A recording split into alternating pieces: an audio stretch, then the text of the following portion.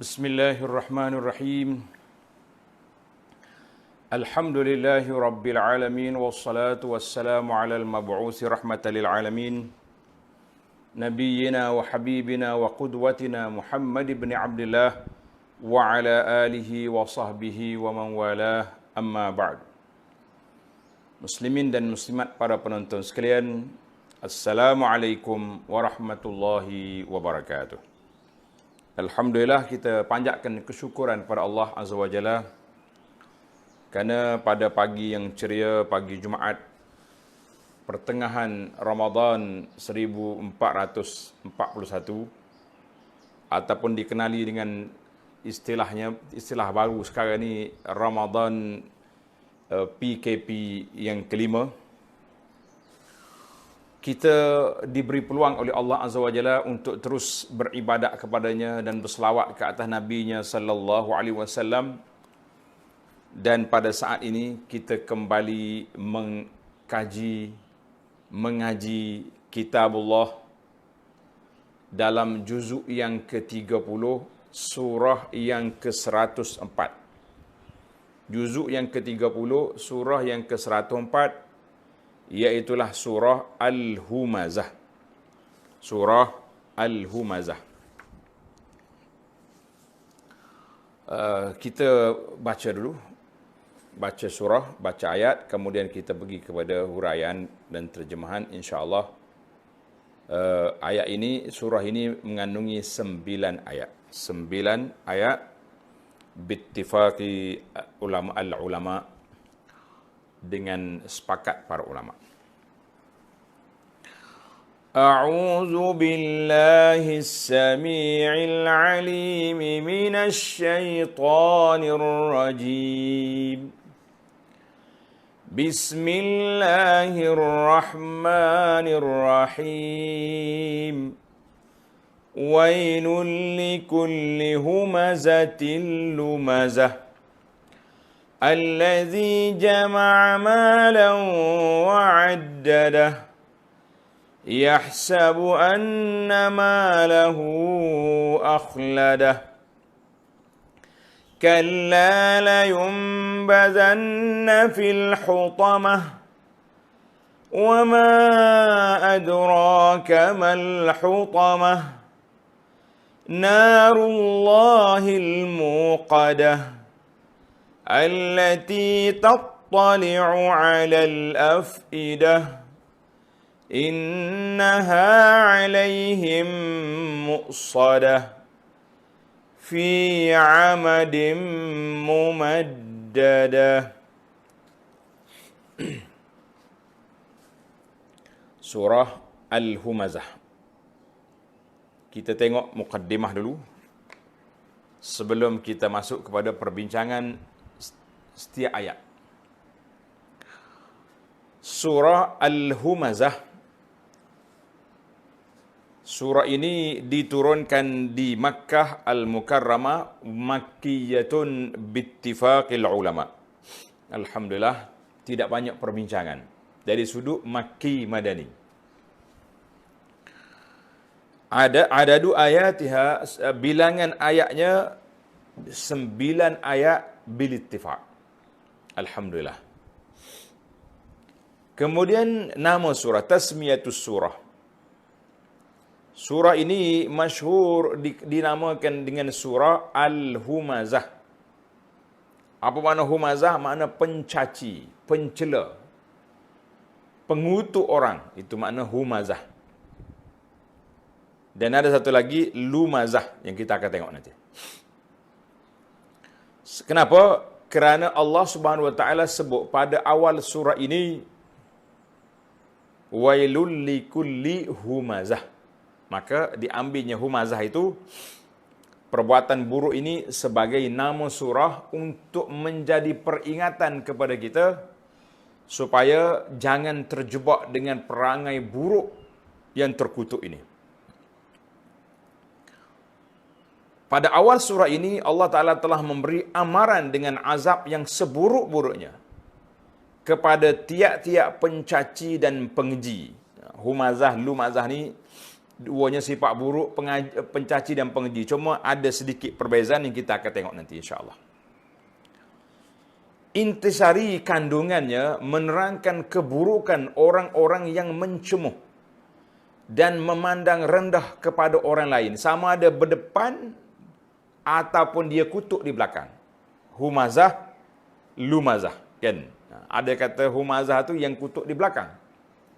Depan tuan, oh baik Syekh, ya Syekh. Ya Syekh selalu depan tuan. Ada tuan Syekh lalu. Oh, tak ada tuan agak, pasal. Kan? Lumazah dekat depan. Itu kita perbezaan. Sebab apa manusia suka mencemuh, memandang rendah kepada orang? Kerana dia senang lenang dan kaya raya. Oh, puncanya sebab dia kaya, dia hina orang. Padahal kesenangan dan kekayaannya tidak dapat memberikan sebarang faedah kepadanya pada hari akhirat. Disebabkan ia bakhil dan tidak menggunakannya pada jalan kebajikan. Kalau orang ini bakhil, harta banyak pun tak ada faedah. Faedah untuk diri dia pun tidak, untuk akhirat dia pun tidak. Sebagai seorang yang telah dilapangkan hidupnya, sepatutnya ia bersyukur kepada Allah dan menghormati serta berhubung mesra sesama manusia. Itu sepatutnya. Orang yang sombong dan bermegah-megah dengan kesenangan dan kemewahannya, yang mencemuh dan merendah-rendahkan orang lain, yang tidak mempunyai perasaan rahim, belas kasihan untuk menolong orang-orang yang memerlukan bantuan, tidak akan dikenang atau disebut dengan sebutan yang baik di dunia. Siapa dia nak sebut dia baik? Apalagi untuk menyelamatkan dirinya di akhirat. Sebab apa? Ia menyangka bahawa hartanya itu dapat mengekalkannya dalam dunia ini. Jawabnya tidak. Kalla. Kerana ia mengekalkan sebutan dan mengharumkan nama seseorang di dunia dan akhirat ialah ilmu yang berguna dan amal kebajikan. Kita nak suruh orang ingat kita, kita buat baik. Orang akan ingat sampai bila-bila. Lalu kat kubur kita, orang akan berdoa kepada kita. Inilah kubur dia dulu. Inilah orang tu dulu, Pak Haji dulu, Ustaz tu dulu kan. Kerana dialah kita memahami agama.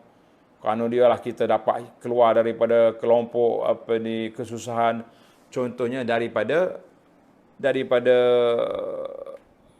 hasil daripada sumbangan yang diberi itu. Kita kata Alhamdulillah, itu nama baik. Muslimin dan para muslimat, para jemaah sekalian. Allah Ta'ala sebut dalam ayat ini, A'udzu billahi minasyaitonir rajim.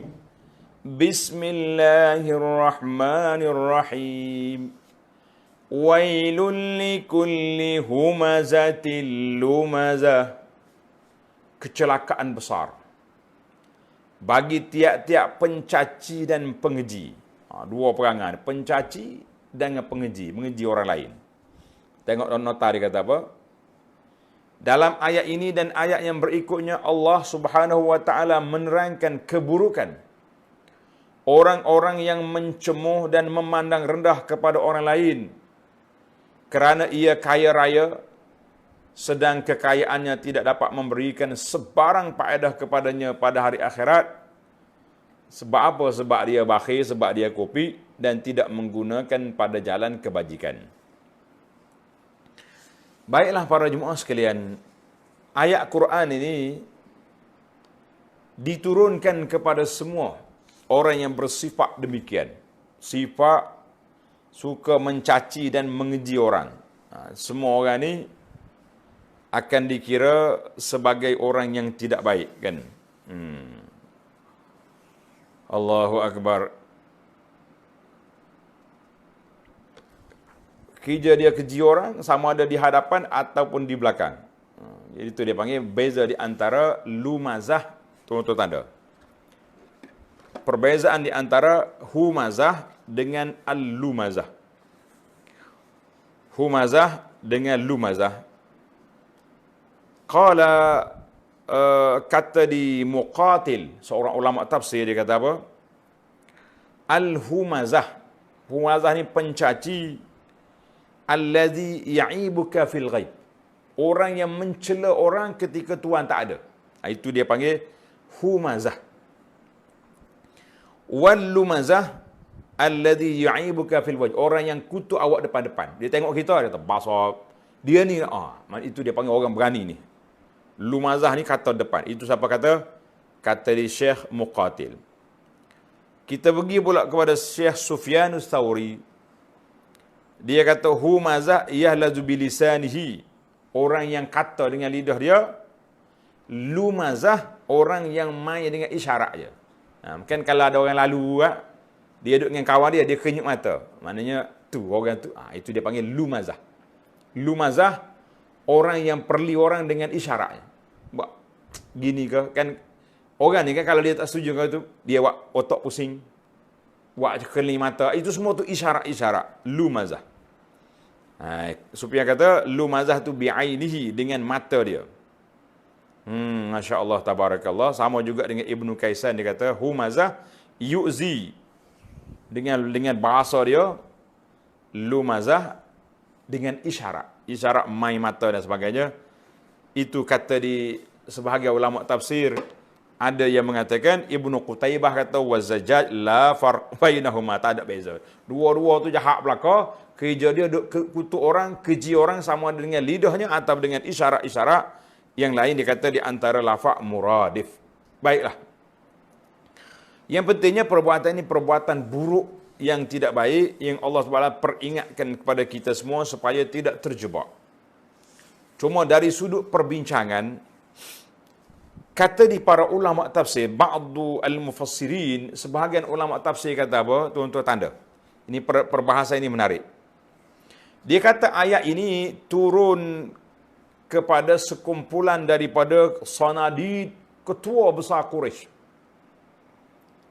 Yang khijarianya duduk humazah, lumazah. Duduk perli, duduk nganyi. Nganyi itu bahasa Kelantan. Makna perli. Duduk perli, duduk nganyi, duduk hina, duduk kata macam-macam. Dengan lidah dia, dengan isyaratnya. Mengaibkan macam-macam cerita. Ada di antara nama-nama yang disebut. Ni, penjahat-penjahat Quraisy ni di antaranya. Tanda tuan-tuan nama dia. Al-Walid ibn al-Mughirah. Akhnas bin Syari. Umayyah bin Khalaf. Umayyah bin Khalaf ni kepala pengabsarnya. Ubay bin Khalaf, dua beradik dia. Ada seorang lagi, Ubay juga. Namanya Ubay bin Ka'ab. Itu sahabat besar. Dia di antara sahabat yang banyak jasa dia dalam kumpulan mengumpul Al-Quran. Hak ni Umayyah dengan Ubay bin Khalaf.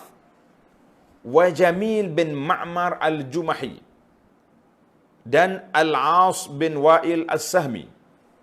Al-Aswad bin Abdu Yaghus dan lain-lain. Itu kata nama sebahagian ulama tafsir kata, geng-geng hok duk perli ni nama dia, nama-nama yang disebut. Ada di kalangan ulama tafsir kata, innaha lam tanzil, ayat ni bukan turun pada mana-mana orang. Diturun kepada kumpulan yang jahat itu. Tak kira lah daripada zaman jahiliyah, zaman Nabi SAW dulu, sampailah kepada hari kiamat. Kalau ini perangai, duk perli, mencaci, mencela orang-orang yang baik-baik, maka sifat dia, humazah, lumazah, apa kelebihan dia? Wailun, kecelakaan besar. Celaka besar. Baiklah. Andai kata ayat ini turun sahih, maknanya riwayat yang mengatakan turun kepada geng-geng yang besar tadi, kenapa Allah Ta'ala tak sebut nama-nama mereka sebagaimana Allah Ta'ala sebut nama Abu Lahab? Sedangkan Allah Ta'ala sudah tahu mereka ini akan mati kafir, memang jahat sungguh. Ataupun apa sebab lain. Tengok di sini. Beberapa faedah durus wa fawaid. Kita belajar tuan-tuan. Allah didik hamba dia ni supaya jangan duk sebut nama orang. Sebut perangai orang, memang kena sebut. Perangai buruk, gini. Suka kutuk orang, suka maki orang, suka ambil harta orang, makan haram, makan riba, makan rasuah, kaki ni, kan? Itu kita sebut sifat. Orang, Allah Ta'ala tak sebut nama. Sebab apa? Pelajaran yang pertama daripada kisah ini, annal maqsud al-fi'l. Maksud daripada celaan ayat ini kepada perbuatan itu, bukan kepada orang itu. Orang itu boleh jadi beberapa individu kemudian hilanglah dia, mati, kan? Fal ashkhas yazhabuna wa yunsawna. Individu ni akan hilang dan orang akan lupa, tak ada lah. Tetapi perbuatan dia orang tak boleh lupa, dia duk kenak kepada orang. Sama jugalah. Pemimpin-pemimpin atas dunia ni yang duduk penjara ke orang baik-baik, duduk macam-macam buat kerana orang akan ingat, tuan-tuan, berapa tahun kita berkuasa, kemudian apa jasa yang telah kita buat akan dikenangi oleh anak-anak cucu yang mari kemudian. Maka kita ibrah pada perbuatan, tak usah duk kira orang. Orang tu akan pergi. Yang kedua, apabila nama tidak disebut, memberi peluang kepada orang tersebut supaya bertaubat. Jadi kalau nama sudah sebut, dia kata dah nama aku naik dah senarai. Dalam kumpul orang jahat, biar tu jahat lalu. Ini bahaya ni. Biar tu orang jahat ni. Tapi kalau nama tak sebut, dia pun duk mikir juga, aku ke tu? Saya ke tu? Baik aku taubat. Ini di antaralah hikmah. Sebabnya, di antara nama-nama yang disebut tadi, salah seorang daripada mereka, Jamil bin Ma'mar, qad aslama. Masuk Islam pada tu. Mana kalau Allah Ta'ala Maha Kaya, dia tahu di kalangan penjahat-penjahat ni, akan ada yang U-turn, kembali kepada fitrah. Alhamdulillah, dan dia sempat juga, Jamil ni sempat menyertai Nabi SAW bersama Nabi dalam peperangan Hunain. Tengok kita kata ni. Kata di masal ni orang panggil bidalan bahasa Arab. Tuan-tuan tanda. Lil aduwil haribi ibni Jisran. Lil aduwil haribi ibni Jisran. Bagi musuh yang lari, binalah jambatan untuk dia. Mudah-mudahan dia yutan balik semula kepada kita. Jangan kita potong. Ni manusia hari ni manusia ahli politik ni. Tak. Kalau dia lompat pergi sebelah sana, jambatan telah dibakar. Seolah-olah dia tak akan wujudkan lagi. Tak ada 3 hari bakar, merata balik. Jambatan tak ada, dia menghanyut ke dalam sungai. Nak kata apa? Wujudkan juga. Maknanya, bagi musuh yang telah melarikan diri, kita bina jambatan untuk dia kembali. Nabi SAW telah membina untuk mereka jambatan-jambatan, iaitulah kasih sayang dalam bidang dakwah, dan ada di kalangan mereka yang yutan masuk Islam, balik kepada fitrah. Kita kata alhamdulillah. Kata di para pendakwah, min alamati taufiq lid-da'iyah. Tanda, tuan-tuan, di antara tanda Allah Ta'ala beri taufik kepada para pendakwah itu, dia akan gembira bila tengok orang lain dapat kebajikan. Allahu Akbar. Orang yang kita dakwah dah jadi orang baik. Dengan solatnya, dengan tutup auratnya, dengan penampilan, dengan akhlak yang mulia, kita kata gembira sangat-sangat. Ni kalau setengah orang ni, bila dia tak suka anak murid dia jadi baik, kadang-kadang anak murid lebih warak pada tok guru lagi. Itu masalah kan. Yang ketiga, bila Allah Ta'ala sebut nama mereka, maka nama itu akan menjadi satu keaifan kepada keturunan dia. Siapa ke bila-bila pun orang sebut nama macam Abu Lahab. Karena itu Nabi kita SAW berpesan kepada berpesan tentang Abu Jahal. Nabi kata, la tasubbul amwat fatu'zul ahya. Mu jangan maki, kata uduh kepada orang yang sudah mati, sebab kamu akan menyakiti keluarga dia yang masih hidup. Keluarga dia masih hidup. InsyaAllah tajuk ni kita akan bincang panjang dalam surah Al-Kawthar nanti. Jadi ada di kalangan orang-orang mukmin yang baik-baik, tapi keturunan dia berat. Ni kalau kita tak sebut nama ayuh dia jahat, kita kata ni anak dia lah dulu ni. Kan? Allahu Akbar. Maka Nabi kita SAW kata, mu jangan menyakiti orang yang sudah mati, sebab kamu akan menyakiti orang yang masih hidup, mana keluarga-keluarga dia. Kena ingatlah. Abdullah bin Ubay bin Salul, bapa munafik Madinah. Dalam peperangan Al-Muraisi', kan, peperangan Al-Muraysi, peperangan Bani Mustalib, dia telah buat tuduhan jahat kepada Aisyah radhiyallahu anha. Maka Nabi SAW ada ura-ura nak suruh sahabat bunuh ni Abdullah bin Ubay bin Salul, bapa munafik. Anak kepada Abdullah bin Ubay ni Islam. Anak dia Islam, duduk sekali dengan Nabi SAW. Bila dia dengar desas-desus kata Nabi nak bunuh Abdullah bin Ubay ni sebab munafik ni sangat jahat, maka dia datang jumpa dengan Nabi SAW. Nama dia Abdullah juga, anak dia Abdullah bin Ubay. Dia mari jumpa, dia kata, ya Rasulullah sallallahu alaihi wasallam, sampai maklumat kepada saya Rasulullah nak bunuh Abdullah bin Ubay bin Salul, bapa munafik tu, bapa saya. Dia kata, ya Rasulullah, kalau betul Rasulullah nak bunuh dia, famurni, beri arahan kepada saya, biar saya yang bunuh. InsyaAllah saya akan bawa kepala dia, penggal kepala dia, bawa ke Nabi ni, bapa saya. Sebab semua orang-orang Khazraj, kabilah dia di Madinah kenal, saya ni abar biwaridi, tidak ada orang yang sangat menghormati, yang berkhidmat kepada ayah dia lebih daripada saya. Maknanya dia dengan ayah dia khidmat sungguh-sungguh. Tapi kalau orang lain bunuh, bimbang. Saya tengok pembunuh ayah saya naik gerang, nak bunuh balik orang tu. Tapi kalau saya sendiri yang bunuh atas nama agama, saya puas hati. Allahu Akbar. Jadi kalau saya bunuh orang tu, pembunuh bapa saya, bermakna saya bunuh orang Islam dengan sebab bunuh kafir. Berat tu. Nabi kata apa? Bal natarafaq bihi wa nuhsinu suhbatu ma baqiya. Tak apa, kita berlembut dengan dia, kita berkawan dengan dia selagi dia ada di Madinah ni. Allahu Akbar. Ini tuan-tuan. Maka kisah ni panjang, saya ringkaskan. Ulama tafsir kata apa? Al-ibratu ulama al-usul kata al-ibratu bi umumil lafzi la bi khususis sabab. Yang kita ambil kira dalam Quran ni umum lafaz, tak usah kira lah sebab. Sebab tu menarik juga untuk kita belajar. Baiklah, kita pergi pada ayat yang pertama lagi. Wailun likulli humazatil lumazah. Wailun, apa makna wailun? Celaka, kecelakaan besar. Ada orang kata wailun ni wadin fi jahannam, tapi tidak sahih riwayat yang menyebut sedemikian. Tak kira lah dia celaka besar ke, maknanya neraka lah kawan tu kan.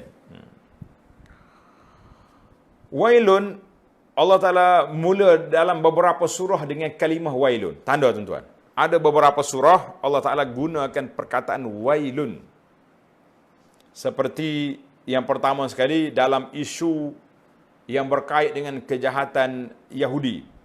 Allah kata, fawailul lilladzina yaktubunal kitaba biaidihim. Celakalah bagi orang yang tulis kitab Taurat tu dengan tangan dia ubah. Surah Al-Baqarah ayat 79. Yang kedua, Allah Ta'ala gambarkan cerita orang-orang yang duduk dengan orang jahat atas dunia dulu. Dia menyesal di akhirat. Seperti dalam surah Al-Furqan ayat 28. Ya wailata laitani lam attakhiz fulanan khalila. Ya waila. Wailata. Ada kata waili. Kenapa? Nanti kita tengok di bawah. Yang ketiga, orang yang mengurangkan sukatan dan timbangan. Kita dah bincang dalam surah Al-Mutaffifin. Wailun lil mutaffifin. Celaka bagi orang yang mengurangkan sukatan dan timbangan. Yang keempat, bagi orang yang suka membuat tuduhan jahat dan berbohong. Apabila mendengar ayat-ayat Allah, mereka dustakan, sombong, sesat. Allah Ta'ala sebut dalam surah Al-Jathiyah, wailul likulli affakin asim. Celaka bagi orang yang duk reka-reka, cerita-cerita karut. Yang kelima, Allah Ta'ala sebut wailun, celaka kepada golongan mukazzibin, orang yang mendustakan ayat Allah. Dalam surah Al-Mursalat ayat 15, wailun yawma idzil lil mukazzibin. Celaka pada hari itu, kecelakaan bagi orang yang mendustakan. Yang keenam, fil qasiyati, bagi orang yang keras hati dia, tak mau menerima Islam. Allah kata fawailul lil qasiyati qulubuhum min zikrillah. Celakalah bagi orang yang kerah hati dia daripada mengingati Allah. Surah Az-Zumar ayat 30 ayat 22. Yang ketujuh wa fil zalimin, kepada orang zalim. Allah kata fawailul lil ladzina zalamu min azab yaumin alim. Yang ke-8, orang yang lalai lara daripada menunaikan salat. Surah Al-Ma'un, fawailul lil musallin alladzina hum an salatihim sahun. Jadi semuanya ayat-ayat yang kita sebut 8 tadi, 8 perkara 9 dengan wailul likulli humazat ini menunjukkan wa'idun, janji seksa Allah Ta'ala kepada orang-orang yang perli, kata wudu, buat tak baik kepada orang, ini semua ni. Allahu Akbar. Sebab wail tu, wailun dengan makna at-tahdid wal wa'id. Ancaman, janji seksa bagi orang yang melakukannya. Tak kira siapa dia, ada 8 tajuk tadi.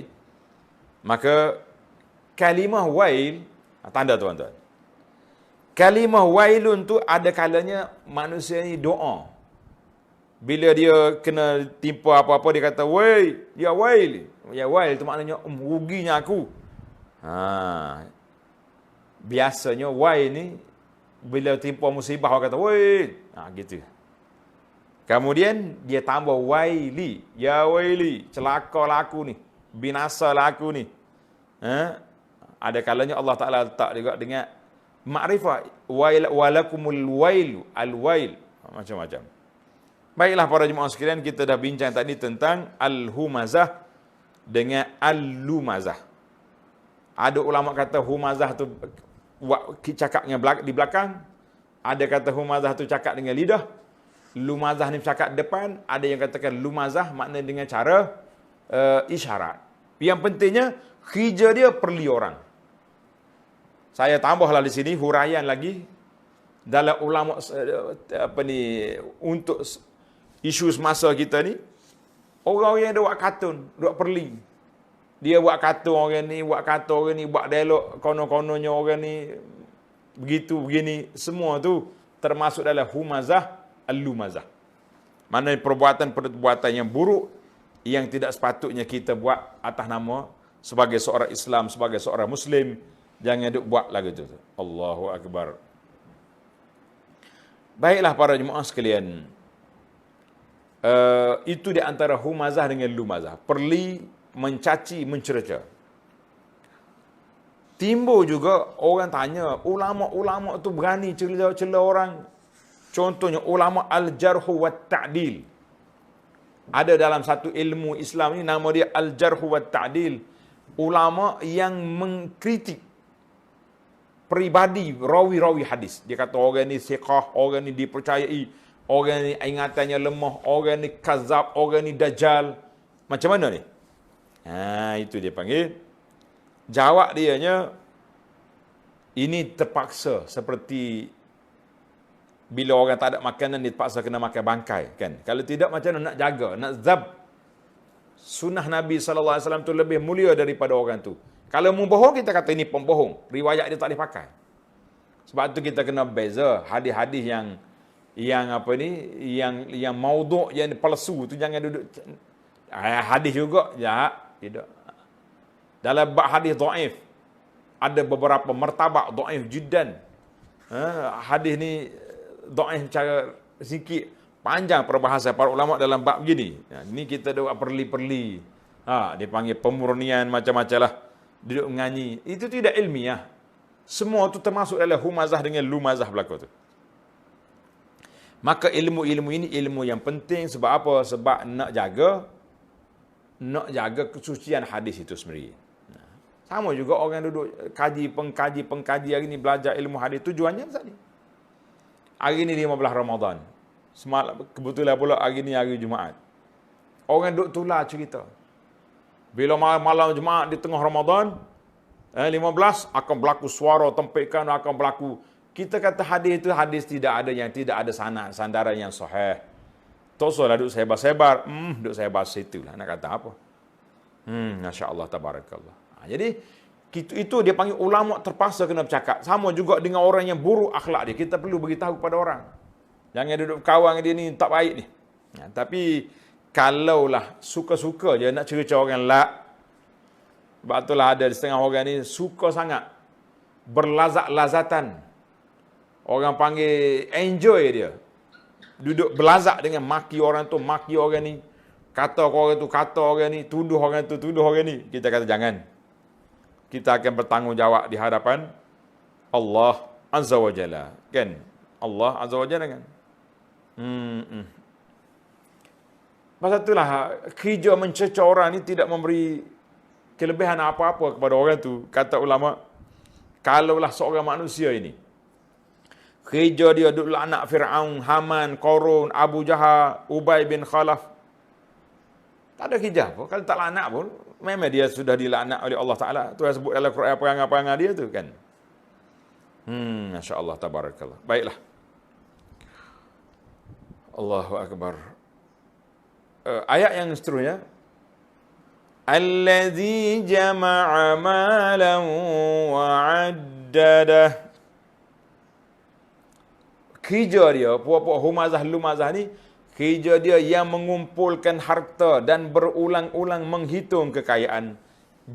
Yang pertama, jama'a malan. Kumpul harta. Tak kira lah harta tu mari daripada mana. Mari daripada sumber halal ke sumber haram. Yang pentingnya jama'a, dia nak kumpulkan harta. Ada orang yang bekerja mengumpul harta daripada pagi sampai ke malam. Nah, kalau kita buka kedai kita daripada pagi sampai ke maghrib cukup dah. Maghrib kita pergi ke masjid pula, ke surau dengan atas kirah, dengan kuliah, solat berjamaah. Ni ada orang dah, 4 kali sehari. Pagi sampai tengah hari sampai petang sampai ke malam ke larut malam. Habis. Allahu Akbar. Kita kata ini jama'a malan. Kerja dia nak kumpulkan harta. Allah Ta'ala sebut di sini malan nakirah. Sebab apa? Sebab harta itu macam-macam jenis dia tu. Umum. Dan harta itu sendiri bukanlah menjamin kita ni untuk hidup bahagia, tidak. Tapi yang berbahagianya kalau kita pandai menggunakan harta itu untuk kebajikan, maka itu orang pandai guna. Para pendakwah kata, beri motivasi kepada kita. Saya suka ulang ayat-ayat ini dan para penonton, para jemaah boleh tulis kata-kata ini supaya kita lebih jauh daripada sifat bakhil, sifat kufri kan. Apa dia kata? Harta kita tidak boleh dibawa bersama ke dalam kubur. Harta kita tidak boleh dibawa bersama ke dalam kubur. Tetapi dia boleh menunggu kita dalam kubur. Tengok perbezaan. Mana ada orang letak harta dalam kain kafan? Ada ke tak ada? Tak ada. Tengok. Oh, dia kaya ni. Cek duit dia banyak mana ada? Letak 50,000 dalam kain kafan sekali. Buat bekal dalam kubur? Tak. Kalau letak, tak dia tengah hari kubur terbuka balik. Ada orang pergi korek ambil duit. Allah, dia bukan takut ke puak-puak hak penjahat ni, dia bukan takut ke hantu takut dia. Kata di pendakwah yang duk gurang orang kan.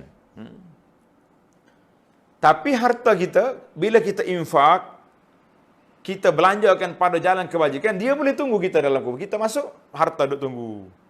Malaikat mari ikut ni, aku amal soleh, zakatnya, sedekahnya, masya-Allah tabarakallah. Ini kerja orang duk kumpul harta ni, dia tak tahu berapa. Yang pentingnya kerja dia al-jam, nak kumpul je harta. Halal haram jangan tanya. Yang penting aku dapat harta. Kemudian wa'addadah, kumpul. Wa'addadahu, kerja dia duk berulang-ulang menghitung kejayaan. Tanda tuan-tuan. Ulama tafsir kita kata wa'addadahu akthar min makna, banyak makna dia. Yang pertama, ja'alahu uddatan. Dia kumpul harta supaya harta itu menjadi, orang panggil, benteng kepada dia. Menjadi pengawal kepada hidup dia. Sebab apa? kita ni kalau sesak sangat, miskin sangat, orang pandai hina dengan kita. Dia ni tak ada apa, itulah kering orang panggil. Nah, tapi kalau kita ada harta, kita tak hulur tangan minta orang. Kita tak hulur tangan lembek tengkok minta orang tak. Kita pula jadi penginfak. Itu dia panggil, ada yang mengatakan addahu bermakna ja'alahu uddatan. Harta itu menjadi benteng, menjadi pertahanan kepada kita daripada tercemarnya, jatuhnya maruah kita duk minta-minta dengan orang. Itu satu. Yang kedua, addadahu ay ahsahu. Kerja dia kumpul harta. Harta tu duduk hitung hari-hari, malam, pagi, petang, siang, malam. Kerja dia duduk audit. Oh, hari ni berapa juta masuk. Hari ni berapa ribu masuk, kan? Kerja dia duduk ngumpul harta. Siapa tak boleh nak ibadat kepada Allah Ta'ala. Ini bahasa lah. Makna yang ketiga, wa'addadahu bermakna ay nawwa'ahu. Jama'a mala, dia kumpul harta dalam pelbagai jenis. Ada belakang hak dia. Nak berapa dia? Nak harta mah dengan perak, banyak. Duit, banyak. Dia ni bukan sakat duit je ni. Bangunan pun banyak. Kebun, banyak. Bisnes dia di darat dan di lautan dan di udara sekali. Oh, hebat dah. Kapal besar ada. Kebun-kebun atas darat ada. Lori-lori ada. Di atas udara, kargo. Kita kata, addadahu ay nawwa'ahu. Pelbagaikan dia punya. Semua jenis ada belakang. Hebat. Masya Allah, tabarakallah. Baiklah. Semua ni, harta ni bila salah guna, apa jadi tak memberi faedah kepada dia di mana? Di akhirat. Tengok ayat yang keempat. Yang ketiga. Yahsabu anna malahu akhladah. Ia menyangka bahawa harta itu dapat mengekalkannya dalam dunia ini. Dia sangka. Akhladahu fid dunia. Sebab apa? Sebab dia sangka dengan dia ada harta banyak. Kan? Tulis. Sebab apa orang rasa dia bila dia kaya, bila dia hebat, dia boleh jadi orang yang hebat. Sebab ada orang yang menyangka dengan dia banyak harta, panjang umur dia. Sebab apa panjang umur? Semua makanan-makanan kesihatan, yang sunnahnya, yang tak sunnahnya, suplemen, beli belaka. PT banyak. Setiap 6 bulan sekali masuk pos pakum. Pergi cek, ada darah tinggi, kolesterol naik, kita punya tekanan nadi macam mana, tekanan jantung, cek, pos pakum. Pos pakum kereta ni, setahun sekali, 2 tahun sekali tak? Dia setiap 6 bulan sekali pergi cek, PT banyak. Dia duk sangka ke, dengan makanan-makanan apa semua, lazat belakang. Tak main hok kodi-kodi lah, hok expired date, sorry. Hok ebak-ebak. Itu dia panggil orang ni, dia duk rasa, bila dia kaya, dia boleh panjang umur dengan sebab tadi. Masya Allah, tabarakallah. Kan? Allahu Akbar. Yang kedua, dia rasa senang hidup sebab apa? Sebab dia terlupa kepada mati. Dia tak mikir nak mati dah. Dia ingat dengan banyak harta ni, akhladahu, kita jadi panjang umur duduk atas dunia ni, tak mati-mati. Yang ketiga, dia menyangka bahawa harta dia itu akhladahu, mengekalkan sebutan baik. Orang dengar, hebat dia ni. Orang duduk puji dia. Bukan semua orang puji. Orang puji tu kalau harta kita tu kita infak fi sabilillah. Orang lalu ke masjid. Masjid siapa besar ni? Masjid Tuan Haji almarhum Tuan Haji Fulan. Masya Allah, tabarakallah. Ni sekolah tahfiz ni siapa buat? Almarhum Fulan. Orang kata, Allah yaghfirlu. Allah Ta'ala lah angkat darjat dia. Semua orang doakan. Ni rumah anak yatim ni. Rumah anak yatim. Fulan hok buat. Masya Allah. Ni rumah dulu orang pakcik ni miskin. Tak. Kalau hujan, habis dia punya baldi, tak ada air. Sekarang ni, atak comel rumah. Jadi orang akan ingat. Dia panggil itu, akhladahu, ingatan yang baik. Ada yang mengatakan maksud harta tu kekal sebab harta tu tak jatuh ke tangan orang lain. Akan jatuh ke tangan waris-waris dia, keluarga dia. Kalau aku mati pun beres, anak-anak kaya belaka ni juta-juta belaka. Masya Allah, tabarakallah. Yang kelima, maksud akhladahu, iaitulah cara hidup dia tu. Kan? Orang akan ikut pula lepas dia mati ni, macam-macam cerita. Kita kata apa dia? Semua sangkaan-sangkaan kamu itu, mengingat harta kamu itu boleh mengekalkan hidup kamu. Allah jawab apa? Kalla. Tuhan kata, tidak. Hartamu bukan mengekalkan nama baikmu.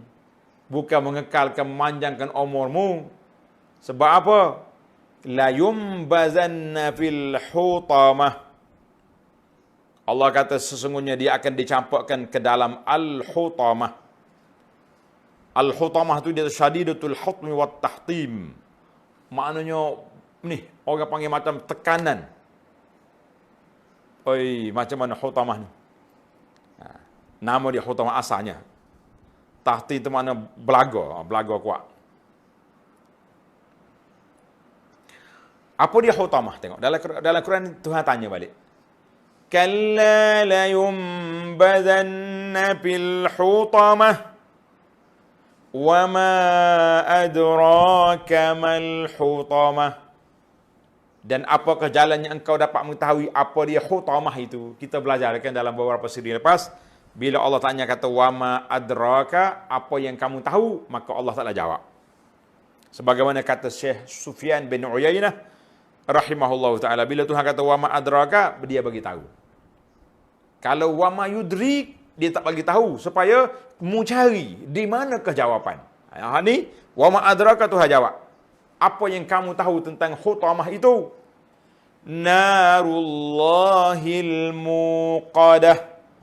Al-hutamah ialah api yang Allah nyalakan dengan perintahnya. Api neraka tu. Kan?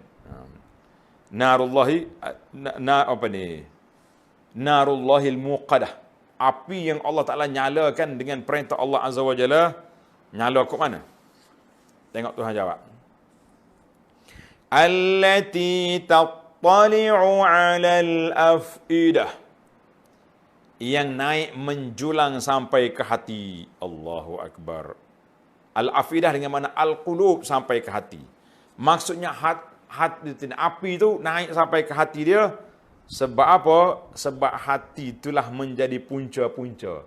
Sama ada hati itu ingat kepada Allah Ta'ala, dia tak akan masuk. Tapi kalau hati yang takabur, hati yang sombong, hati yang angkuh, hati ini akan terkena dengan hutamah. Na'udzubillah. Karena itu, Nabi SAW telah bersabda, la yadkhulul jannata man kana fi qalbi mithqalu zarratin min kibrin. Tidak masuk surga mana-mana orang yang ada dalam hatinya sekelumit daripada sifat sombong, takabur, na'udzubillah. Ini yang kita bimbang. Kadang-kadang kita pakai baju comel, kereta cantik, kasut lawa dah. Adakah kita sombong? Bila Nabi sebut tidak akan masuk surga orang yang ada dalam hatinya sifat sombong, qala rajulun. Dengar tuan-tuan, nasib baiklah pak cik ni tolong tanya bagi pihak kita. Ya Rasulullah, innar rajula yuhibbu an yakuna thawbuhu hasanan wa na'luhu hasanah. Rasulullah sallallahu alaihi wasallam, bagaimanakah keadaan seorang laki-laki yang suka bajunya cantik, selipar dia lawa? Ni sombong kau orang ni. Nabi kata apa? Innallaha jamilun yuhibbul jamal, al-kibru batarul haq wa ghamtun nas. Nabi kata Allah Ta'ala jamil, Allah Ta'ala tu indah. Dia suka tengok benda-benda yang cantik. Tapi yang dikatakan takbur tadi, batarul haqi, orang yang menolak benda-benda yang benar. Kita bagi tahu benda benar, dia celak mata kita. Awak siapa? Ini masalah kita hari ni. Masalah kitanya, dia suka. Kadang-kadang orang sombong ni bukan habis benda dia tolak belaka. Bila kita baca hadis, dia kata hadis ni ulama-ulama dah hurai panjang, dah 1000 tahun dah hadis ni. 1000 tahun pun dah kita tak faham, kita belajarlah sekarang. Ataupun orang yang bercakap itu bukan orang kampung dia, ni budak mari mana? Ataupun yang bercakap tu orang luar mari, orang Arab ke orang apa. Dia kata mari nak mengarut negeri aku. Kita kata mengarut apa? Kita tengok dulu apa yang dicakap. Jangan tengok pada orang, kan? Ini sombong nama dia. Al-kibru batarul haqqi wa ghamtun nas. Orang sombong itu orang yang menolak kebenaran, ghamtun nas, dan menghina orang lain. Siapa awak? Oh, sudah hijau. Allahu Akbar. Pasal itulah kita tengok sombong ni ada belaka. Orang yang mengaji pondok sombong. Orang yang mengaji universiti pun ada sombong. Tak? Orang yang universiti kata apa? Kau orang pondok? Pokoknya tak ada sijih. Duk mengaji al-kalamu huwal lafzu. Hak pondok ni pula, minta maaf lah saya orang pondok juga. Pasal saya berani kata. Kalau tidak dia kata, oh ni, duk hina orang ngaji pondok ni. Tak. Ambo ni ngaji pondok, besar pondok, beranak pondok. Dan insyaAllah mati berkhidmat di pondok ni lah. Sampai bila-bila. Hak pondok pula kata, apalah CJ tu, PhD tu, mengarut belakang. Kita kalau rasa mudah, pergi buat lah kata.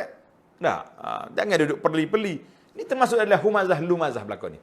Hak ni duk perli, hak ni tak ada CJ, hak ni orang ada CJ pula. CJ pelesu belakang tu. Allahu Akbar. Ana dengar satu kuliah seorang ustaz. Hebat dianya. Daripada Maghrib dengan Isya, duk cerca ke PhD, CJ, pengaji universiti ni, sampai daripada Maghrib Isya. Dia mengajar sekejap, ulang balik. Orang ada CJ. Kita kata, apa masalah sebenarnya? Kalau kita kata kerana pengajian moden ini menjadikan manusia takabur, kita kena ingat kita hak mengaji secara tradisional juga takabur. Oh, hak saya belajar ni bersanak daripada Syekh ni kepada Syekh Daud Rani. Daripada Syekh ni kepada Abdul Qadir Mandili, kepada Syekh Abdul Qadir Jilani. Ini pun ada kesombongan. Kita jangan rasa orang hak convocation di universiti ya sombong lah. Semua kita kembali kepada pesanan Nabi, al-kibru batarul haqqi wa ghamtun nas.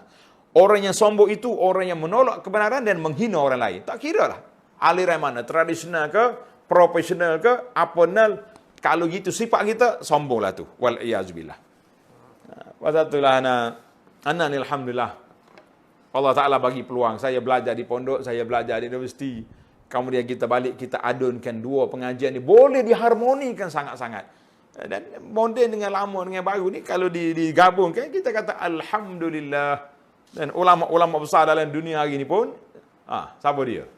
Kita nak sebut siapa dia? Sebut fulan, syekh, ada doktor depan. Doktor Profesor Dr. Wahbah Az-Zuhaili. Profesor Dr. Yusuf Al-Qardawi. Profesor Dr. siapa dia? Orang tu orang ni. Jadi di mana silapnya? Silapnya cara kita mengolah. Masing-masing ada lumazah tu ada belaka. Tak usah duduk tunjuk tak usah duduk tunjuk serba besar atas kepala, tak usah duduk tunjuk awak panggil tie belerek di dada, tak usah duduk tunjuk topi, apa dia panggil topi combo ataupun serba. Semua kita ni duduk balik kepada al-qalbu, balik kepada qalbun salim, hati yang sejahtera. Kalau hati tak sejahtera, duduklah di aliran mana pun, kita akan menemui kerusakan di dalam perjalanan hidup kita kepada Allah Azza wa Jalla. Masya Allah. Tengok, Nabi kata apa? Tak akan masuk syurga orang ada sifat sombong dalam diri dia. Wal'iyazubillah.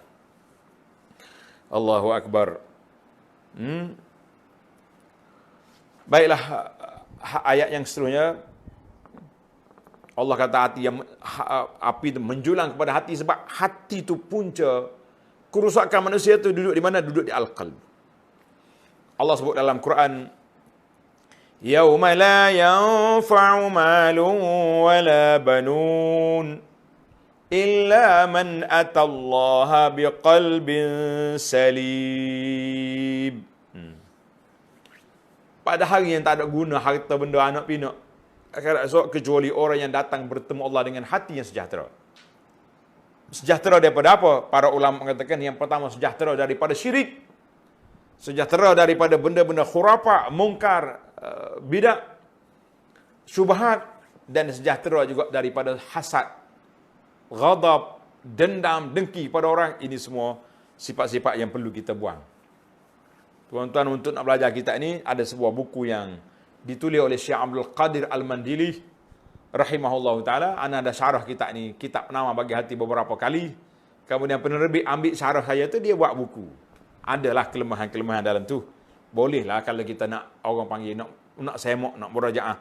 Yang pentingnya, kitab ni menarik tuan-tuan. Sebab apa? Cuba tengok kitab. Kitab Penama Bagi Hati. Sebab apa? Sebabnya, bila kita belajar, insya-Allah kita dapat bahagia ceriakan hati kita, jernihkan hati kita, jilahkan hati kita daripada sifat-sifat mazmumah, sifat-sifat yang dicela oleh syarak. Allah kata apa? Allati tattali'u 'alal afidah innaha 'alaihim mu'sadah. Allahu akbar. Sesungguhnya api neraka itu ditutup rapat ke atas mereka. Jadi, kalau kita ni atas dunia nak suruh nampak tutup rapat tu macam mana? Kan?